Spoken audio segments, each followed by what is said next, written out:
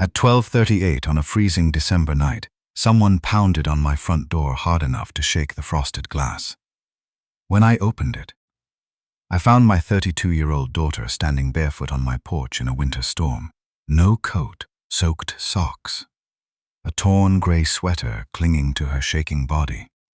In her arms was my 3-year-old granddaughter, wrapped in a pale blue bathroom towel that had already frozen stiff at the edges. "Dad," Mara whispered, her lips turning blue. "Please don't be mad." I did not ask what happened. Questions can wait. Hypothermia does not. I pulled them inside, wrapped my granddaughter in my robe, and locked the winter out behind them. 20 minutes later, when Ava finally stopped shaking, she looked up at me from under a wool blanket and asked the question that nearly broke something inside me. "Grandpa, did Daddy close the door because I was bad?" That was when I understood Nathan had not just hurt my daughter. He had taught a 3-year-old child to blame herself for his cruelty. I wanted to drive across town and break his door down, but I did not. Because Nathan had made one fatal mistake. He thought he had locked my family out of his house. He did not know his name had never been on the deed. When Ava finally fell asleep, exhausted by the trauma of the freezing cold, Mara looked at me. The tears finally spilled over her eyelashes, cutting warm tracks through the melting snow on her cheeks. And in the quiet of my living room, she told me exactly what her husband had done. Nathan had not just come home late. He had brought his mistress home. He did not bring her home to confess his sins. He did not bring her home to tearfully announce that he was leaving to move her in.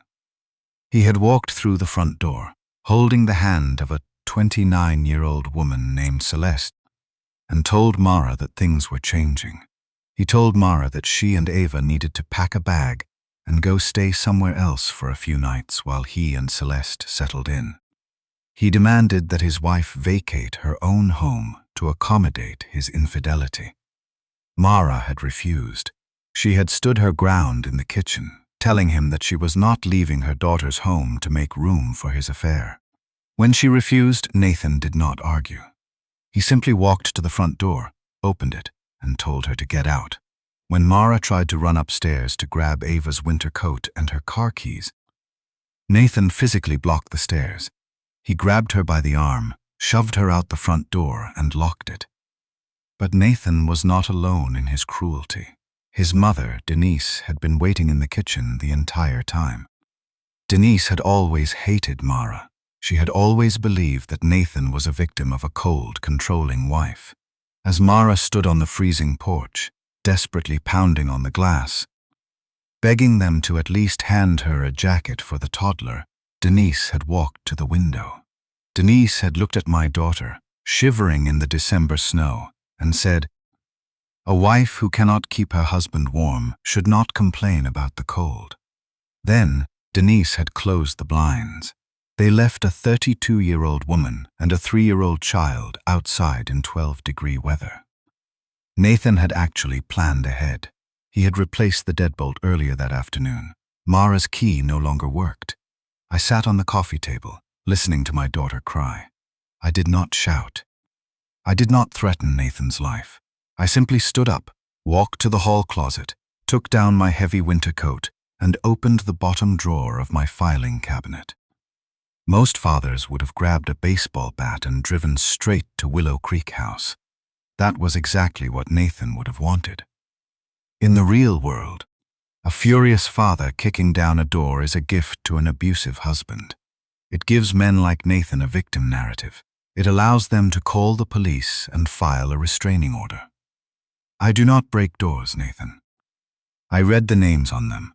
I reached into the filing cabinet and pulled out a thick black folder containing a set of heavily stamped legal documents. It was the deed, the trust papers, and the one specific document my arrogant son-in-law should have read before he decided my family was disposable. To understand the catastrophic mistake Nathan Winters had just made, you have to understand the history of Willow Creek House. 5 years ago, when Mara was pregnant with Ava, Nathan was struggling. He was a low-level sales executive, who liked to play the part of a successful entrepreneur. He wore expensive watches he bought on credit, leased cars he could not afford, and constantly talked about traditional masculine leadership. But he had terrible credit, zero savings, and was entirely incapable of qualifying for a mortgage in a safe neighborhood. Mara was terrified of bringing a baby into their tiny, mold-infested apartment. So, I stepped in. I have spent my entire life acquiring property. I understand real estate law better than most attorneys. When I found the beautiful 4-bedroom house in the Willow Creek subdivision, I bought it in cash. But I did not put it in Nathan's name. I did not even put it in Mara's name, because I knew that if the house was considered a marital asset, Nathan would eventually try to leverage it to fund his fake entrepreneurial dreams. I established the Hale Family Residential Trust. I bought the house through the trust. Mara was listed as a protected resident. When Ava was born, she was added as a named minor beneficiary and protected occupant. Nathan was nothing more than a guest. When they moved in, I sat Nathan down at my kitchen table and handed him a family occupancy agreement. It was a legally binding document that explicitly outlined his conditional right to reside in the property. It stated clearly that his occupancy could be terminated immediately in the event of domestic abandonment, violence, child endangerment, or the introduction of an unauthorized occupant. I did not buy my daughter a mansion. I bought her a door that no man could close on her. Nathan had signed the agreement without reading it. He saw a free house, a prestigious zip code, and a massive boost to his fragile ego. For 5 years he had lived in that house, walked on those hardwood floors, and parked his leased car in that garage. Over time, he had convinced himself that the house was his. He hated the fact that I controlled the deed, but his arrogance eventually overpowered his memory. He actually believed that because his clothes were in the closet, he possessed the ultimate authority over the property. Nathan did not own Willow Creek House. He owned a garage remote, a mailbox key, and the confidence of a man who never reads what he signs. I looked down at the black folder in my hands. The heavy paper felt like a loaded weapon. Nathan thought he had thrown my daughter out of his house. He was about to learn whose house he had been sleeping in. To understand how Nathan Winters reached a point of such absolute, unhinged arrogance that he believed he could lock a 3-year-old child in the snow, you have to understand the second life he was building. Nathan was a 36-year-old regional sales manager who desperately wanted the world to think he was a CEO. He spent a significant portion of his meager income maintaining an illusion of wealth. He attended luxury real estate seminars he could not afford, drank expensive bourbon at high-end hotel bars, and relentlessly networked with people who actually possessed the capital he only pretended to have. It was at one of these luxury hotel bars that he met Celeste. Celeste was 29 years old. She was sharp, calculating, and unapologetically ambitious. She was not a naive girl who had been tricked into falling for a married man. She was a social climber who saw Nathan wearing a $4,000 watch and driving a new leased Mercedes, and she made a calculated decision. Nathan did not just lie to Celeste about his wealth. He lied to her about the foundation of his entire life. He told her that Willow Creek House, the beautiful 4-bedroom property in the exclusive gated community, was entirely his. He told her he had bought it in cash before he met Mara. He painted a picture of himself as a successful, self-made entrepreneur who was currently trapped in a loveless marriage with a cold, controlling, ungrateful woman. He told Celeste that Mara was unstable. He claimed she used their daughter, Ava, as a pawn to manipulate him. He told her that his father-in-law, meaning me, was a bitter, interfering old man who constantly tried to ruin their marriage. He promised Celeste that he was preparing to file for divorce. He told her that he was keeping the house, that he was going to launch his own commercial development firm, and that Ava would simply have to adjust to the new reality. Celeste believed him, not because she was stupid, but because Nathan was a professional salesman. and he was very good at selling a lifestyle he did not actually own. But after 6 months of sneaking around in cheap hotel rooms and having dinner on the other side of town, Celeste began to lose patience. She was tired of being the secret. She wanted the life Nathan had promised her. 2 days before the lockout, Celeste sent Nathan a text message that effectively lit the fuse on my family's life. "I'm tired of being the secret, Nathan. If you are really leaving her, do it. If Willow Creek is really your house, prove it. I am not spending another holiday alone while you play house with a woman you claim to hate." Nathan panicked. He was terrified of losing the only woman who looked at him the way he wanted to be looked at. But he did not have the money to rent a luxury apartment for her, and he certainly did not have the money to buy another house. He needed to make a bold move. He needed to prove his dominance. He turned to the one person who had enabled his worst instincts since the day he was born. His mother, Denise. Denise Winters was a woman who believed that a man's comfort was the absolute center of the universe. She had never liked Mara. She resented Mara's independence. And she despised the fact that I had bought the house for them.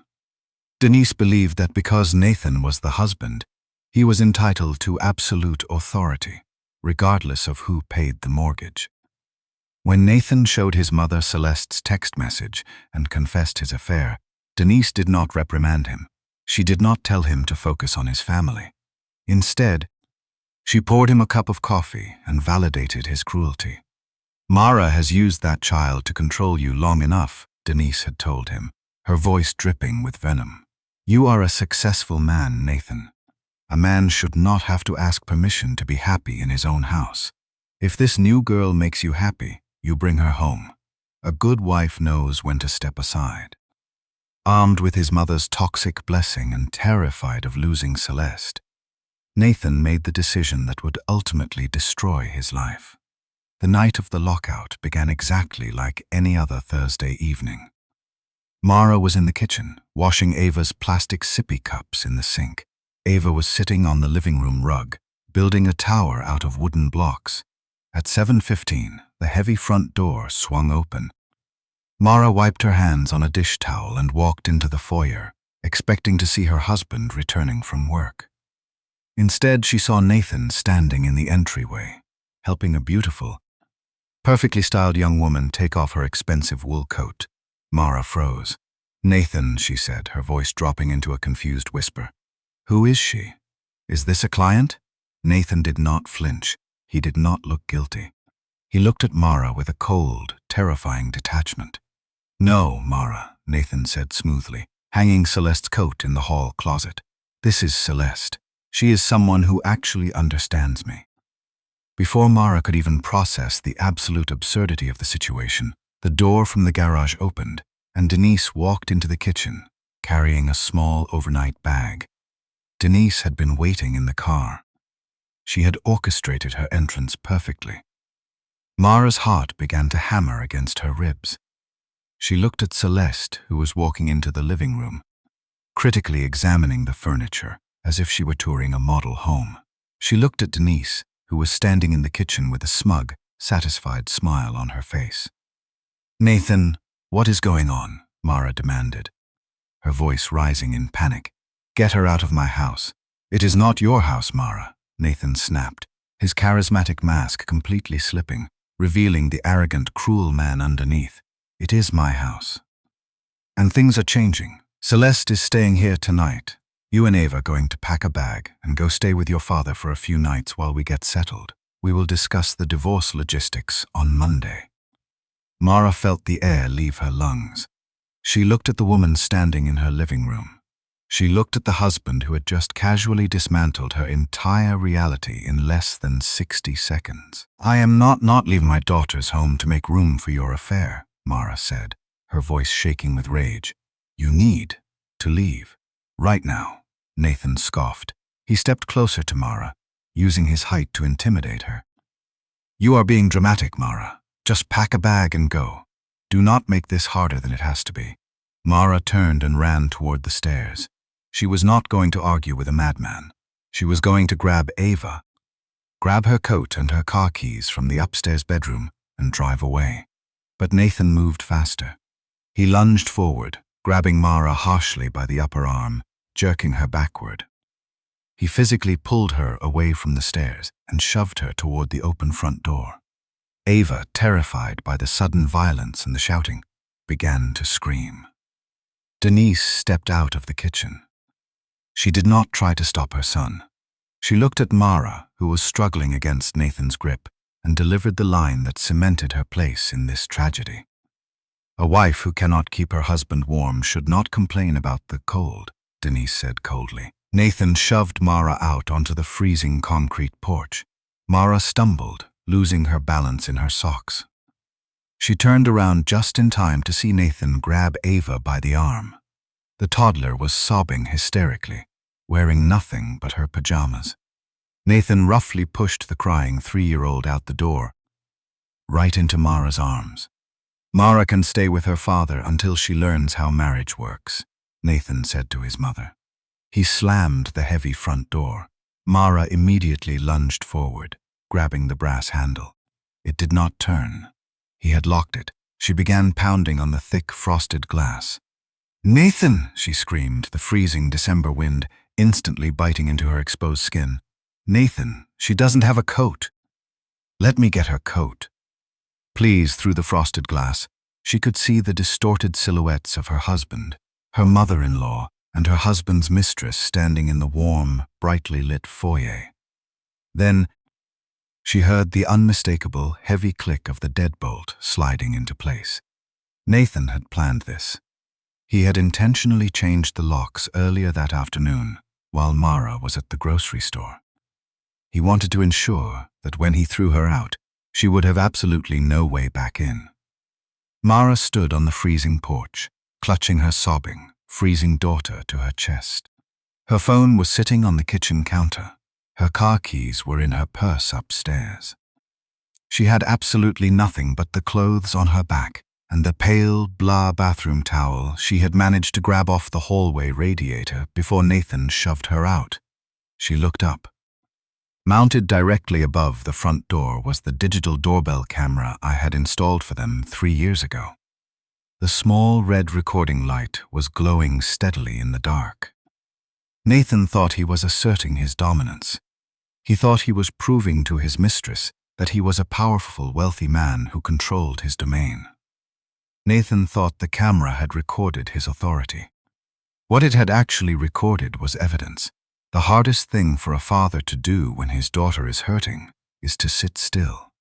Every instinct in my body screamed at me to get in my truck, drive to Willow Creek House, and break the jaw of the man who had left my granddaughter in the snow. But anger is cheap. Anger is fleeting. Anger is exactly what Nathan was counting on. If I showed up at his door at 2 in the morning, screaming and threatening violence, I would become the aggressor. Nathan would immediately call the police. He would stand in the warm foyer of the house I bought, with his mistress and his mother, and tell the officers that his unstable father-in-law was trespassing and making terroristic threats. He would use my rage to paint himself as a victim, and he would use that victimhood to file for full custody of Ava. Men like Nathan count on women being too tired to make a record. They count on families being too emotional to build a legal case. They want you to react, because a reaction is a mistake. I do not make mistakes.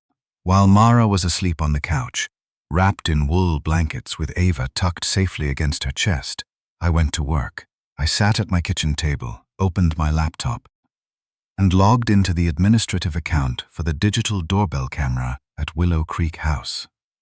When I installed the security system 3 years ago, I registered the master account under my own email address.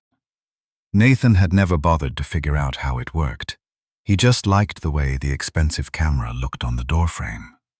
I downloaded the high-definition video file from 7:30 that evening. I watched it 3 times. The audio was crystal clear. I heard Nathan tell Mara to pack a bag. I saw him physically shove her out the door. I saw him grab a crying 3-year-old by the arm and push her out into the freezing wind. And I heard Denise Winters, standing in the background, telling my daughter that she deserved to freeze. I saved the video to 3 separate hard drives. I took out my phone and took clear, time-stamped photographs of Ava's frozen socks and the stiff, iced edges of the blue bathroom towel they had used for warmth. At 7 o'clock the next morning, I made my first phone call. I called Evelyn Price. Evelyn was not a family law attorney. She was a ruthless, hyper-intelligent corporate litigator who specialized in trust enforcement and property disputes. I had kept her on retainer for 15 years. "Evelyn," I said when she answered, "I need you to pull the master file for the Hale Family Residential Trust. We have an unauthorized lockout and a severe violation of the conditional occupancy agreement at the Willow Creek property. Nathan Winters physically expelled the named beneficiaries from the residence last night. I heard the sound of a keyboard clicking rapidly on the other end of the line. The occupancy agreement states immediate forfeiture of all residential privileges in the event of domestic exclusion or child endangerment," Evelyn recited flawlessly. "Do you want me to file a standard eviction notice?" "No," I replied. "Standard evictions take 30 days. Nathan changed the locks on a trust property without authorization and abandoned a minor beneficiary in life-threatening conditions. He is an unauthorized occupant, and he is currently trespassing. I want an immediate property recovery." "Understood," Evelyn said, her tone sharpening. "I will meet you at the property." My second call was to the county sheriff's office. I asked specifically for Deputy Carl Monroe. Carl had worked private security for a few of my commercial development sites before joining the force. He knew I was a man of my word, and he knew I did not waste law enforcement resources on petty disputes. "Carl, I need an official presence for a property reclamation this morning," I told him. A non-owner occupant changed the locks and forced a 3-year-old child outside in 12-degree weather. "We have video evidence. I am executing an immediate trust forfeiture. I need you there to keep the peace and document the child endangerment for the custody filing." "I am on my way, Robert," Carl said grimly. By 9 o'clock that morning, the pieces were in place. While I was organizing a legal strike force, Nathan Winters was throwing a party. Nathan had not just moved Celeste into the house. He was inaugurating his new life. He had invited a carefully selected group of guests to Willow Creek House for a Saturday morning holiday brunch. I would later learn exactly who was on the guest list. He had invited his mother, Denise, of course. He had invited 3 of his friends from the sales firm, men who admired his fake entrepreneurial lifestyle. But more importantly, he had invited a local real estate agent and a commercial banker. Nathan was not just showing off his mistress. He was trying to execute a financial maneuver. He believed that with Mara out of the house, he could somehow use the property to secure a massive home equity line of credit to start his commercial development firm. He thought that possession was 9/10 of the law. He thought that because he had the keys, the banker would simply look at the expensive furniture, drink the imported mimosas, and sign off on a loan. Inside the house, the atmosphere was incredibly festive. The fireplace was roaring. Expensive catered pastries were laid out on the marble kitchen island. Nathan was wearing a tailored cashmere sweater, holding a crystal glass of orange juice and champagne, playing the role of the wealthy, sophisticated host perfectly. "Sometimes a man has to reclaim his own home," Nathan announced to the banker, leaning casually against the granite countertop. "It has been a difficult transition. But you have to protect your assets. You have to surround yourself with people who support your vision." The banker nodded, looking slightly hesitant. "And your wife?" he asked, swirling his mimosa. "She is comfortable with you leveraging the marital property for a commercial loan?"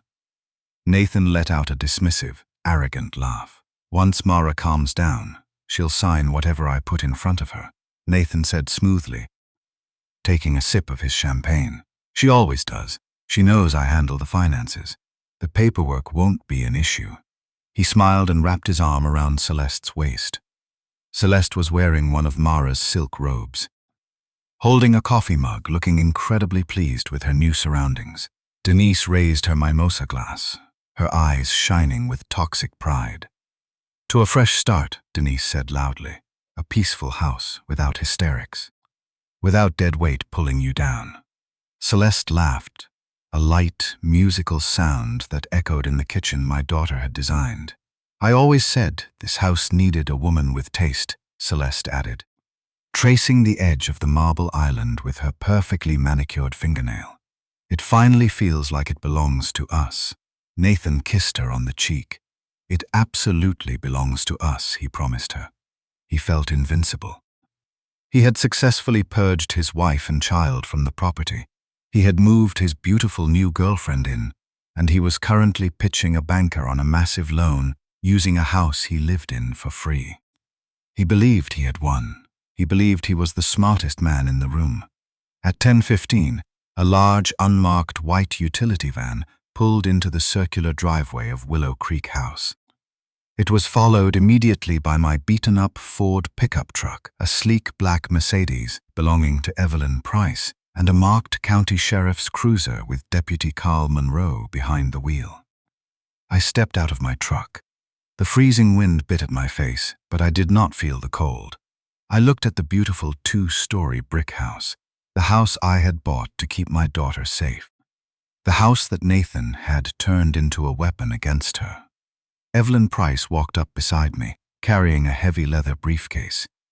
Deputy Monroe stepped out of his cruiser, adjusting the duty belt on his waist, and stepping out of the white utility van was a master locksmith, holding a heavy canvas tool bag and a cordless drill. We walked up the stone pathway together. I did not carry a baseball bat. I did not carry a weapon. I carried a single black folder containing the absolute undeniable truth about Nathan Winters. Nathan wanted an audience for his new life. I decided to give him one. When you are a man who builds his entire identity on the illusion of power, nothing is more terrifying than the truth walking through your front door.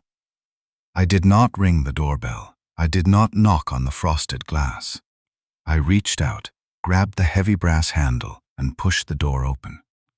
Nathan had been so caught up in hosting his new friends and pitching the banker that he had not even bothered to lock the new deadbolt he had installed the night before. I stepped into the grand foyer of Willow Creek House. Evelyn Price walked in right behind me, her high heels clicking sharply against the marble floor. Deputy Carl Monroe followed her, his heavy boots moving with a practiced, authoritative silence. Finally, the locksmith stepped inside, dropping his heavy canvas tool bag onto the floor with a loud, metallic thud. The noise from the kitchen instantly died. Nathan froze mid-sentence. He was standing by the marble island, a champagne flute in his hand, laughing at a joke the banker had just made. When he saw me standing in the foyer, flanked by a uniformed sheriff's deputy and a woman in a sharp business suit, his smile vanished, the color drained from Celeste's face. Denise, who had been holding a plate of pastries, dropped her fork. It clattered loudly against the granite countertop, the only sound in the suddenly silent house. Nathan set his champagne flute down. He puffed out his chest, attempting to project the absolute masculine authority he had always desperately craved. "Robert," Nathan said, his voice loud, trying to maintain control in front of his guests. "What the hell do you think you are doing? You cannot just barge in here. This is private property." I stopped at the edge of the living room, looking directly into his panicked eyes. "I know, Nathan," I said calmly, my voice carrying clearly through the silent house. "That is why I brought the owner's documents." Nathan let out a short, incredulous laugh, looking back at the banker, as if I were a crazy old man wandering the streets. "This is my marital home, Robert. You need to leave right now, or I am going to have this deputy arrest you for trespassing." Deputy Monroe did not move. He stood with his arms crossed, staring at Nathan with absolute contempt. Evelyn Price stepped forward, opening her leather briefcase on the edge of the dining room table. "No, Mr. Winters," Evelyn said, her voice sharp and devoid of any emotion. This is trust property. She pulled a thick stack of stapled documents from her briefcase and dropped them onto the glass table. The heavy paper hit the glass with a loud slap. This property is owned entirely by the Hale Family Residential Trust, Evelyn announced, projecting her voice so every single person in the room could hear her. Mara Winters is the primary protected resident. Ava Winters is a named minor beneficiary. You, Mr. Winters, are listed solely as a conditional occupant. You have absolutely no ownership equity in this property, nor do you hold the lease. Nathan's face turned a dark, mottled red. That is a technicality, he shouted, gesturing wildly around the beautiful kitchen. I have lived here for 5 years. My belongings are here. You cannot just walk in here with a piece of paper and pretend I do not exist. You existed under a family occupancy agreement, Evelyn corrected him smoothly, tapping a specific clause highlighted in yellow. An agreement you signed 5 years ago, which explicitly states that your occupancy is subject to immediate termination in the event of domestic exclusion, unauthorized lock changes, or child endangerment. The banker and the real estate agent exchanged a quick, highly uncomfortable glance. The home equity line of credit Nathan had been pitching them for the last hour was officially dead in the water. Nathan pointed a shaking finger at me. I did not endanger anyone, he yelled, desperately trying to salvage his reputation in front of Celeste and the investors. Mara was acting completely unhinged. She refused to compromise. She packed a bag and left voluntarily. I did not argue with him. I did not raise my voice. I simply reached into the pocket of my heavy winter coat, pulled out my smartphone, and opened the video file I had downloaded from the doorbell camera. I turned the volume up to maximum and placed the phone flat on the marble island, right next to the tray of catered pastries. The high-definition audio filled the silent kitchen. Every person in the room heard the violent sound of the heavy wooden door opening. They heard Mara begging, crying hysterically, desperately trying to pull away from Nathan's grip. Let me get her coat, Mara's voice screamed from the speaker, the sheer terror in her tone making the banker physically flinch. Please, she doesn't have a coat. Then, they heard the sharp, terrifying sound of a 3-year-old child sobbing as she was shoved out into the freezing wind. And finally, cutting through the sound of the winter storm, the clear, venomous voice of Denise Winters echoed through the kitchen. A wife who cannot keep her husband warm should not complain about the cold. I reached out and stopped the video. The silence that followed was suffocating. It was heavy, ugly, and absolute. The illusion Nathan had spent 5 years building had been completely vaporized in 45 seconds. Celeste stared at the phone on the counter, her eyes wide with horror. She looked at Nathan, stepping slowly away from him as if he were carrying a contagious disease. You told me she abandoned the house. Celeste whispered, her voice trembling with anger. You told me she was crazy. No, I said quietly, looking directly at Celeste. He abandoned his family and tried to keep the furniture. Celeste turned on Nathan, her face twisting in disgust. You told me this was your house, she demanded. Nathan swallowed hard, sweating profusely in his expensive cashmere sweater. It is, he stammered, frantically looking around at his shocked friends. It is basically mine. I pay the utilities. I maintain it. Celeste let out a harsh, bitter laugh. Basically is not a deed, Nathan. She turned around, walked into the foyer, and grabbed her expensive wool coat out of the closet. She stopped with her hand on the brass doorknob and looked back at him with absolute disgust. You didn't need a mistress, Nathan, Celeste said coldly. You needed a landlord. She did not say goodbye. She simply opened the front door and walked out into the cold, leaving Nathan's second life in ruins on the kitchen floor. The banker did not quietly slip away. He turned back to Nathan, his professional demeanor entirely gone, replaced by a cold, furious glare. Mr. Winters, the banker said, his voice hard. You represented this property as personally owned collateral. You brought me here under the pretense of executing a commercial loan against an asset you claimed was legally yours. Evelyn Price did not miss a beat. She adjusted her glasses and stepped in to finish the execution. He represented a trust asset as marital property, Evelyn stated cleanly, while the primary protected residents were locked outside in 12-degree weather. The banker shook his head in disgust. He grabbed his coat, looked at Nathan one last time, and walked out the front door.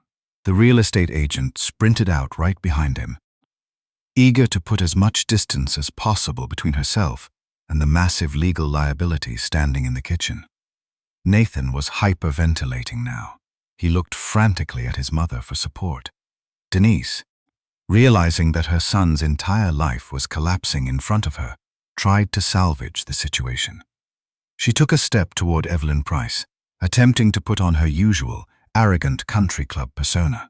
"Now, wait a minute," Denise started, pointing a trembling finger at me. Mara overreacted. She was being completely unreasonable, and Nathan just needed some space to. "Ma'am," Deputy Monroe interrupted, his deep voice slicing through the kitchen like a physical blade. He turned to look directly at Denise, his hand resting casually on his utility belt. "I strongly advise you to stop talking. Your voice is also on that recording." Denise's mouth snapped shut, the blood completely drained from her face. She stood frozen in the center of the kitchen, suddenly acutely aware that she was no longer dealing with a daughter-in-law she could bully, but a uniformed sheriff's deputy investigating her for child endangerment. Deputy Monroe finally stepped forward, resting his hand on his utility belt. "Mr. Winters," he said, his voice flat and authoritative, "you need to gather a bag of personal items and vacate the premises immediately." Nathan stared at the deputy, completely unhinged. "Vacate? I am not going anywhere. This is a domestic dispute. You cannot legally force me to leave without an eviction notice." Deputy Monroe did not blink. "Sir, this stopped being a marriage problem when a 3-year-old ended up outside in December. You violated a conditional trust agreement, changed the locks on a property you do not own, and created a severe hazard for a minor. This is now part of an active child endangerment investigation. You are going to leave this property right now, or you are going to leave in the back of my cruiser. The choice is yours." Nathan realized he was trapped. He realized that the locks, the house, the expensive clothes, and his arrogant mother could not protect him from the reality of the paperwork sitting on the dining room table. He looked at me, pure, concentrated hatred burning in his eyes. "You can't just throw me out," he yelled, his voice echoing in the empty, beautiful house. "This is a targeted eviction." I looked back at him, feeling absolutely nothing but cold, precise satisfaction. "You were never evicted, Nathan," I said, taking a slow step toward him. "Eviction is a process for tenants. You were removed as a condition violation." "You taught us last night how quickly a door can close, Nathan," I said softly. Nathan stormed upstairs to pack a bag, a deputy following closely behind him to ensure he did not damage any of the property. Denise scurried out to her car, too terrified of Deputy Monroe to even look me in the eye. I turned to the locksmith, who was standing in the foyer, holding his heavy canvas tool bag. The locksmith did not ask Nathan for permission. He looked at me, held up his cordless drill, and asked me which lock I wanted removed first. The sound of the locksmith's heavy industrial drill tearing through the deadbolt Nathan had installed less than 24 hours earlier was the most satisfying noise I had ever heard in my life. Nathan Winters did not pack a bag with dignity. He threw a few expensive dress shirts and a pair of slacks into a leather duffel bag, his hands shaking so violently he could barely zip it closed. Deputy Monroe stood in the doorway of the master bedroom, watching him with the detached vigilance of a man who dealt with domestic cowards every single day. When Nathan finally came downstairs, the front door was wide open. The freezing December wind was blowing through the foyer, scattering the cocktail napkins from the kitchen island across the hardwood floor. I was standing on the front porch, watching the locksmith work. The deadbolt Nathan had installed to keep my daughter out was the very first thing removed from the house. Nathan walked out the door, clutching his duffel bag. He looked at the house. He looked at the beautiful brick facade, the manicured lawn, and the 3-car garage.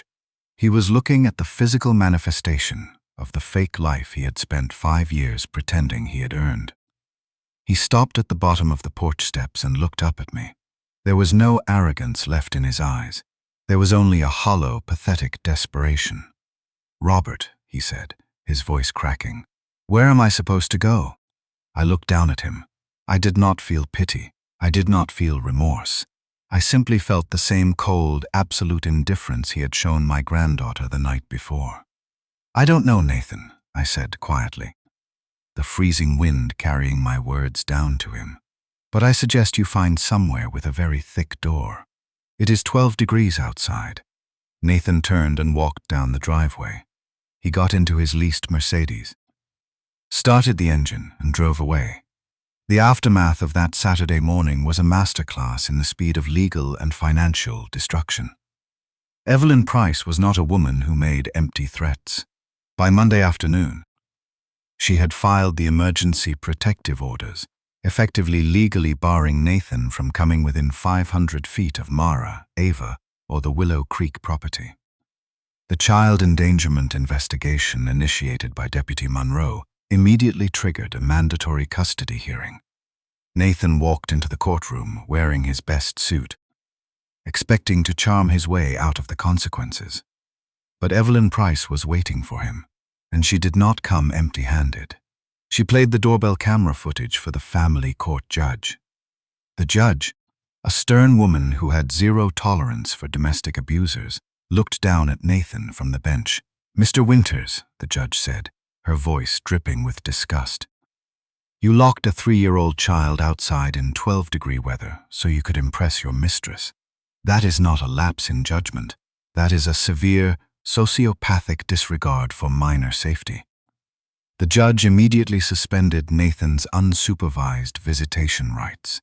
If he ever wanted to see his daughter again, he would have to do it in a sterile, fluorescent-lit room, sitting across a plastic table, with a court-appointed supervisor watching his every move. The financial collapse was even faster. The banker, who had been drinking mimosas in Nathan's kitchen on Saturday morning, returned to his office and immediately flagged Nathan's accounts.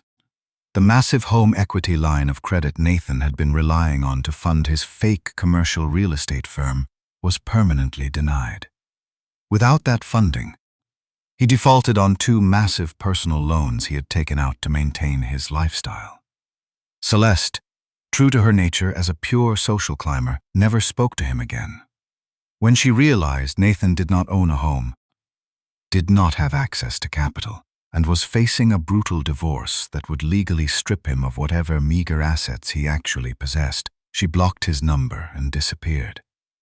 Denise Winters, the mother who had encouraged her son to throw his family into the snow, faced a different kind of punishment. The Willow Creek subdivision is a tight-knit, wealthy community where reputation is everything. It did not take long for the neighbors to find out why 3 sheriff's cruisers and a locksmith van had been parked outside the Winters residence. The story of a grandmother helping her son lock a 3-year-old outside in a winter storm spread like wildfire. Denise was quietly asked to step down from the board of her local country club, and the wealthy friends she had spent years cultivating suddenly stopped returning her phone calls. Nathan ended up renting a cheap, 1-bedroom apartment in a decaying complex on the other side of the county. He had lost his family, his fake wealth, and his mistress in a single weekend. 3 weeks later, the day before Christmas Eve, Mara and Ava finally returned to Willow Creek House. The house had been professionally cleaned. The heavy brass locks had been changed. The security system had been entirely upgraded, wiping out every trace of Nathan's existence. It was quiet, warm, and safe. I drove them over in my old Ford pickup truck. I carried their bags onto the front porch, but I did not unlock the door. I handed the brand new security keypad directly to Mara. Mara looked at the digital screen. Her hands were shaking. The trauma of the lockout was still deeply embedded in her muscle memory. but she took a deep breath, reached out, and typed in a new 6-digit passcode. The light on the panel turned green. She had changed the code herself, not me. She had taken her home back. She pushed the heavy door open, walking slowly into the grand foyer. She looked around the house as if she were seeing it for the very first time. She did not wait for me to help her. She walked straight into the living room. The few items Celeste had managed to bring into the house, a cheap decorative vase, a throw pillow, a stack of fashion magazines, were still sitting on the coffee table. Mara did not hesitate. She picked up a black garbage bag from the kitchen, methodically swept every single one of Celeste's belongings into it, and dropped it into the garage trash can. Then she walked over to the hallway console table. Nathan had taken down her favorite family portrait to make room for a modern art print he had bought on credit. Mara reached into her bag, pulled out a framed photograph of her and Ava smiling at the park, and set it firmly back in its rightful place. She walked back to the front door, looking at the brand-new brass deadbolt. "This is Ava's home," Mara said quietly, locking the door from the inside with a solid, satisfying click. Not his stage. Ava, who was wearing a thick pink winter coat and a pair of fuzzy boots, stood in the center of the foyer, looking nervously at the heavy front door. I knelt down on the hardwood floor so I was exactly eye level with my granddaughter. I reached into the pocket of my flannel shirt and pulled out a single, heavy brass key attached to a small leather keychain. "Ava," I said softly. She turned to look at me, her dark eyes wide and cautious. "Can Daddy close the door again?" she asked, her tiny voice trembling, remembering the terror of the freezing wind. I reached out and placed the heavy brass key into her small, warm hand. I folded her fingers over the metal. "Not this door, sweetheart," I promised her. "Never again." Mara covered her mouth with her hand, a soft sob escaping her lips.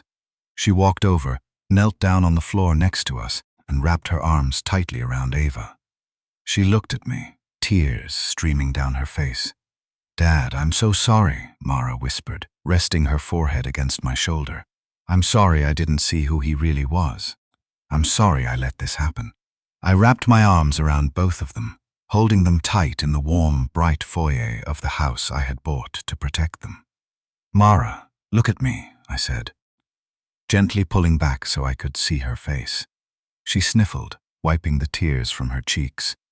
"I did not buy this house so you would never be hurt," I told her, my voice thick with emotion. "I know I cannot protect you from every bad man in the world. I bought this house so you would always have somewhere to come back to." Later that evening, after Ava was asleep in her own bed and Mara was sitting on the couch drinking a cup of hot tea, her phone buzzed on the coffee table. It was a text message from Nathan. "Can we talk?" Celeste left. "I have nothing. I made a massive mistake. Please, Mara, just talk to me." Mara stared at the screen for a long time. She did not cry. She did not look conflicted. She simply picked up the phone, hit the block button, and set it face down on the table. She picked up her cup of tea and took a slow, deep breath, finally at peace in her own home. Nathan Winters thought a locked door made him a powerful man. He thought that because he held the key, he controlled the destiny of everyone inside. He forgot that locks only matter when the house belongs to you. And on the freezing night, he decided to put my 3-year-old granddaughter out in the snow to make room for his infidelity. He lost the only family that had ever made that house warm. Some betrayals are so profound, so deeply cruel, that forgiveness is not just impossible, it is an insult to your own survival. If you were in my position, Robert Hale, would you have handled Nathan privately to protect Ava from a public scandal? Or did a man who locks a child in the snow deserve to be completely exposed and humiliated in front of the mistress, his mother, and every single person he had invited to celebrate stealing his family's home? Tell me honestly in the comments below. I read every single one.